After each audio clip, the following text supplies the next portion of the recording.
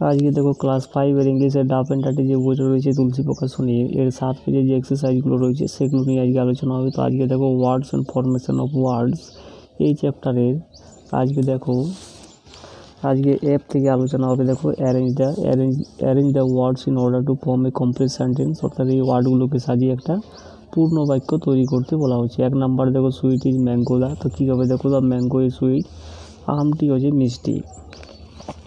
2 নাম্বারটা কী হবে দেখো ফাদার লাভস মাদার। 3 নাম্বারটা দেখো দে প্লে ফুটবল, তারা ফুটবল খেলে। 4 নাম্বার দেখো mother is a great cook.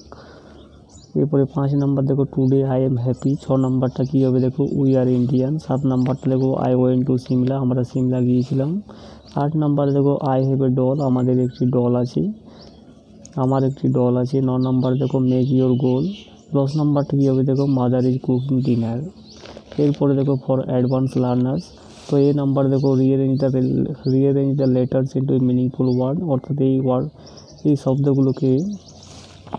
অক্ষরগুলোকে সাজিয়ে একটা মিনিংফুল শব্দ তৈরি করতে বলা হচ্ছে। 1 নাম্বারটা হচ্ছে রিমেম্বার মানে হচ্ছে স্মরণ করা। 2 নম্বরটা হবে অ্যাপিয়ারেন্স।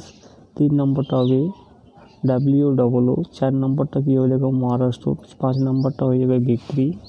এরপরে বিয়েরগুলো দেখো arrange the jumble words with the help of the given hints, অর্থাৎ নিচে যে হেডগুলো দেওয়া রয়েছে সেই অনুসারে তোমাকে জাম্বেল ওয়ার্ডগুলোকে একটা মিনিংফুল শব্দ তৈরি করতে বলা হচ্ছে। তো 1 নম্বরটা হয়ে যাবে অ্যাস্ট্রোনমি। 2 নম্বরটা হয়ে যাবে অ্যারেনা। 3 নম্বরটা হয়ে যাবে লেয়ার। 4 নম্বরটা হয়ে যাবে ব্রুড।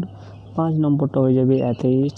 এরগুলো দেখো arrange the words in order to form A complete sentence, অর্থাৎ এই শব্দগুলোকে সাজিয়ে একটা কমপ্লিট সেন্টেন্স তৈরি করতে বলা হচ্ছে। 1 নাম্বার দেখো the film is just not about love. 2 নম্বরটা কী হবে দেখো their day to day routine was existence. 3 নম্বরটা কী হবে দেখো plant is sensitive to extreme heat and cold.